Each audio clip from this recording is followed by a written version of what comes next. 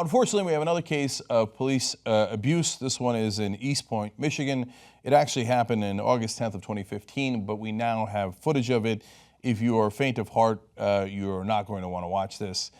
So this African-American gentleman is brought in, and his name is Taylor, Frankie Taylor, and they brought him in for driving under the influence. Now, no word on how, under the influence he was. Should they, if he really was, should they have brought him in? Of course. It's not about that issue at all. It's about how do you treat people. We have the 8th Amendment. People claim to care about the Constitution.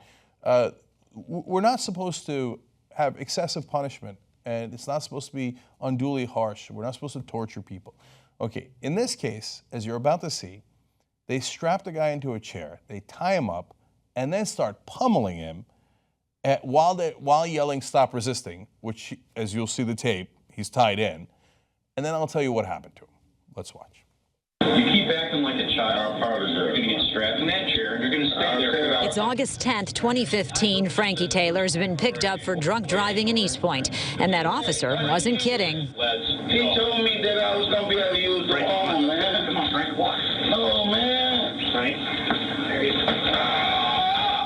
Officers pick Taylor up and take him to the chair and try to restrain him, threatening to tase him. That's when another officer comes in, puts on gloves, and strikes him repeatedly, knocking him unconscious. Stop resisting. Stop resisting. Stop resisting.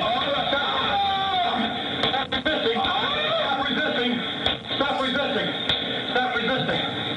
Stop resisting. Stop resisting. Stop resisting. Stop resisting. Stop resisting. Now, in the beginning, you have some sympathy for the cops. The guy's either resisting or he's drunk, he's falling all over the place. Do they have to put him in the chair? Yes. Should they handcuff him? Yeah, that makes sense. Now, once you've already got him situated in the chair and he's taken care of, you don't have to keep punching him. And that's against the law. That's assault. And to me, the most haunting way, or the haunting part of it, is as they're all holding him down, as you saw on tape, and the guy's punching him in the face repeatedly, "Stop resisting, stop resisting." They say it as a matter of course, like, oh, this will cover us. If we just hold a guy down, we tie him down, and we keep punching him in the face, as long as I say stop resisting, then I'm going to be fine. You're not fine. In fact, it's Orwellian, it's gross. Okay, what happened to Frankie Taylor? He's blind in one eye now. They blinded him. So let me tell you part of the reason why. Not only because they beat him senseless there, but because they gave him no treatment. First, Frankie Taylor now has a quote when he talked to Fox 2. He said, "The guy hit me so many times, it made me cry once I seen the tape." So it was so bad, he got traumatized all over again. And of course, he's having nightmares. He got blinded in one eye. So let me tell you how that happened. Taylor's attorney, James Razor, said that rather than seeking medical treatment for Taylor's injuries, they transferred him to Macomb County Jail the next day. Within days, he was admitted to Detroit Receiving Hospital for surgery, but it was too late to save his eye. So this is why they call it Black Lives Matter.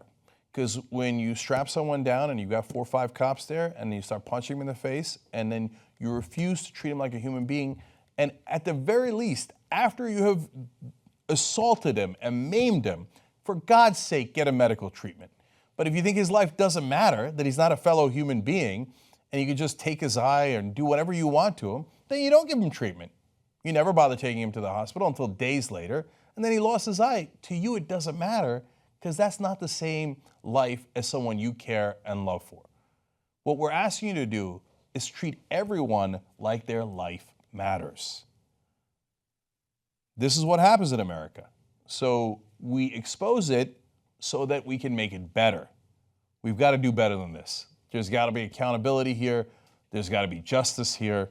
And not just for Frankie Taylor, but the cop who keeps punching him as he's saying stop resisting arrest or stop resisting. You think that's the first time he's done that? You think that's going to be the last time he does that? Get that guy off the streets. I don't trust him with any of the citizens of that area. And then, as always, fix the training. this doesn't happen over and over and over again all across the country because you trained them not to do that. Basically, there is training, not in every police department, of course not, but unfortunately in a lot of them where they say, do whatever you want to do. We got your back. All you got to do is say, stop resisting. And then you could assault them, torture them, not give them treatment. It doesn't matter. So this is in Michigan. In Milwaukee, we told you the story of Sheriff David Clark and how he's let 4 people die in his prisons this year. One woman gave birth. They let the baby die there. They never brought treatment until the baby was dead. She was going through labor. She's like, I'm going through labor. The baby's coming out. The baby's out. They won't give her treatment. It happens all across the country because they think that other lives don't matter as much. That's the reality of America. We can fix it together, but you got to acknowledge it so that we can work towards real solutions. The Young Turks isn't just us. It's also you guys. You make this show possible, and we want to thank you for it, and we want to grow together. We want to be too strong. tytnetwork.com/join. Let's do it.